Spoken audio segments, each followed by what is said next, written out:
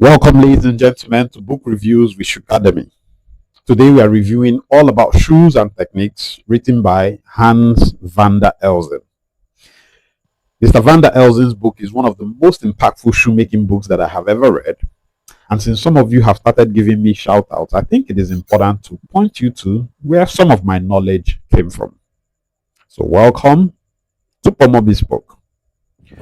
Today we are reviewing the chapter in Mr. Van Der Elzen's book dealing with derby shoes. So this is another derby shoe tutorial applying the techniques as taught in the book All About Shoes and Techniques. Mr. Van Der Elzen can actually be found on his website, Shoes and Hands. So this is the main form of the last that I just shown you, and as you can see, that is a very deep weld last, the kind of last that many people like to run away from. So I'm using some of the most difficult lasts that you will work on to deploy the techniques that we are taught in the book so that we can see whether they actually work as they should. And they do.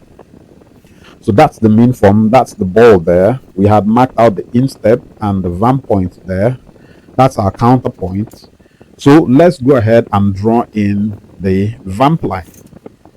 So a line connecting our vamp point to our ball is the vamp line, and we'll just go ahead and bisect that vamp line, divide it into two, and then draw the quarter line to connect the counterpoint to the middle of the vamp point, and then we would also measure our quarter line and bisect it, divide it into two. Then if we draw a line from the instep to the middle of the quarter line, we now have the two lines of our top line. Of course, we will draw that line a little above the counterpoint, and that's where we're going to curve in our top line. So these two lines are the two lines of our top line that we will curve to ultimately generate our top line. Now, all of these are my own techniques that I deploy. Mr. Elzen has different formulas that he uses in generating his. But where we differ in our typical method is that his own quarters start from the vamp line. I usually start a little above my vamp line, but it's okay. Now, the quarter, he adds about 5 mm below the middle of the vamp line, and then connect that point to the middle of the quarter line. The next point will be to find where the curve of the quarter will curve towards the feather edge.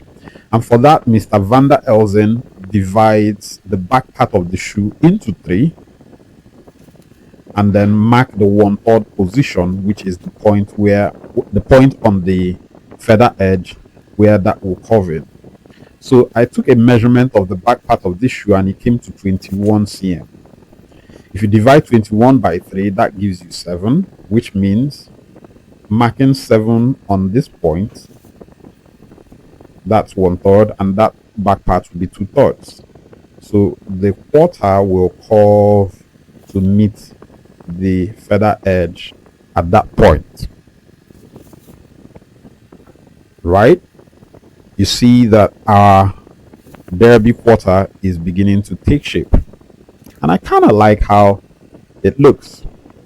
Now, as you know, I like to keep some distance between my top line and the curve of my quarter line, and as you can see, if you curve in like so, you have ample distance between the curve of your quarter line and your top line ultimately. I have about 4.5 centimeters, which again is roughly about 1/4 of the last length. The last length of this last is about 3 cm. So everything is looking good.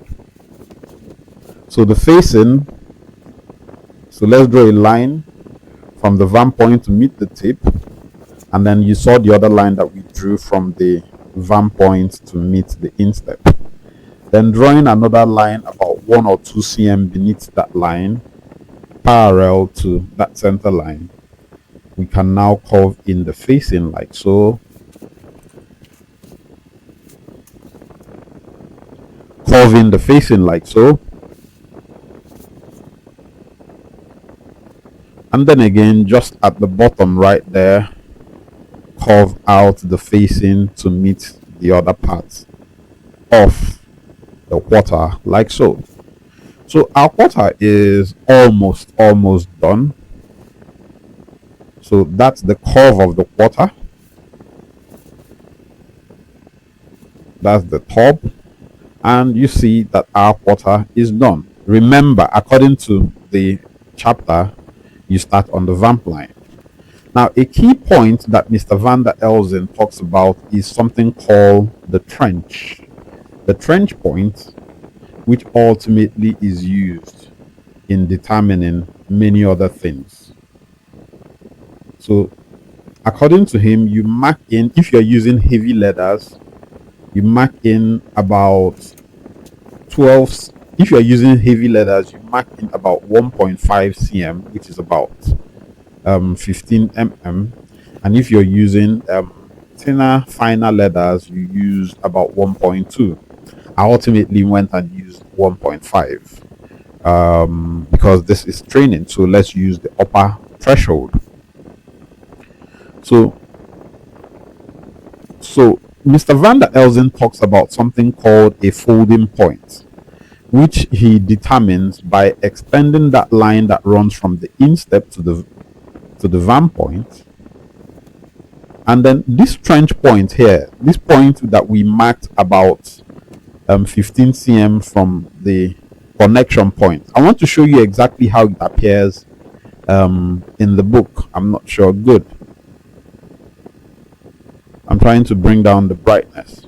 So you see he took a reading on that line, which again means that if this line like so, if you draw a right angle, a line perpendicular to that line to pass through that trench point, the point where it touches that line is what Mr. Elzen calls the folding point, which is almost equivalent to my vamp point. So I basically ignored it and used my vamp point ultimately.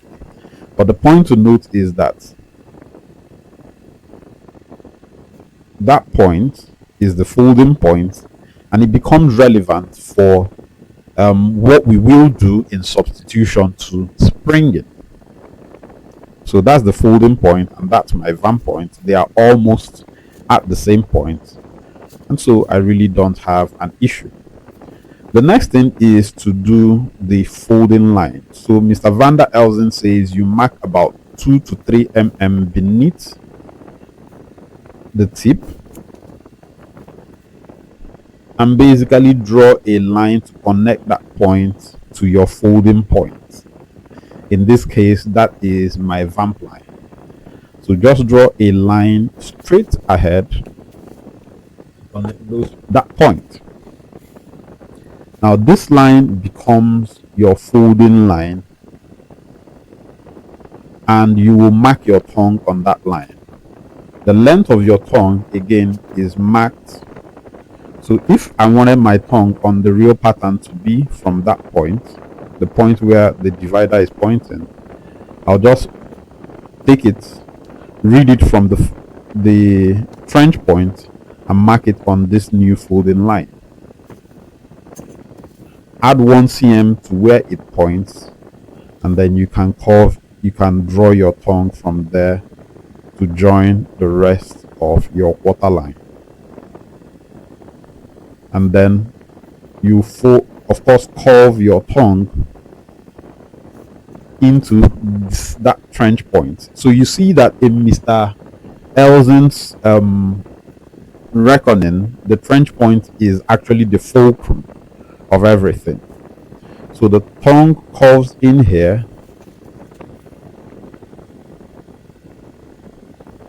connects ultimately to the quarter line,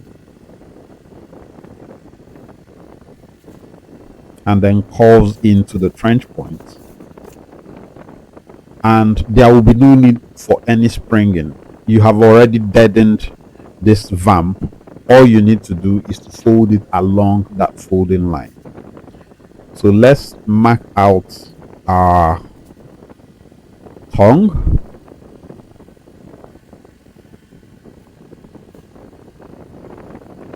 curves into the trench point.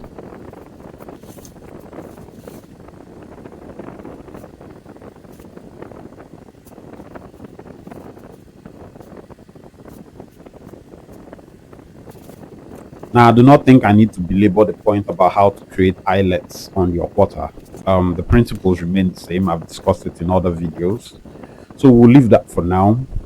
But let's talk about tightening the heel, the back part of your water. So, and you need to do this to make allowances for your backstay and then tighten the heel. So you see that we went in about 3 cm into the top line and then about 2 cm outside. That's the upper pattern. And then about 2 cm inside the feather edge again, and that will be the lining pattern. So the outside one is for the upper and the inside one is for the lining. All of that is the upper makes allowance for about 1 cm where the backstay will stay. Backstay will stay. All right. So with that, ladies and gentlemen, you find that the pattern is already done. So what else needs to be talked about? Yes, the lining patterns for the water. Now, this is the trench point,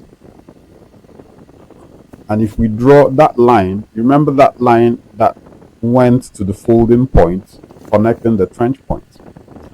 All of this going that way, coming down way, becomes the vamp lining pattern. And then from here also you just add in a little bit and then add in stitching allowances all around your water.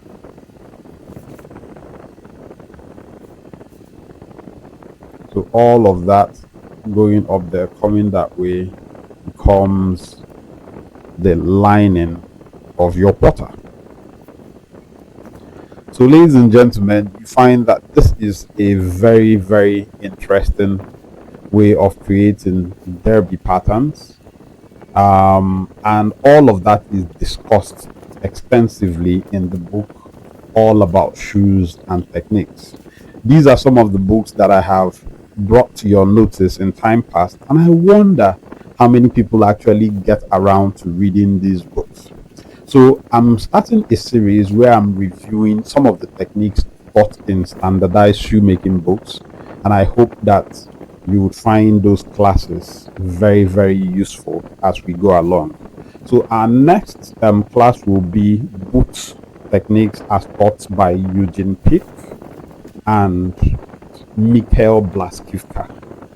So look out for that, and until I see you next time, God bless you.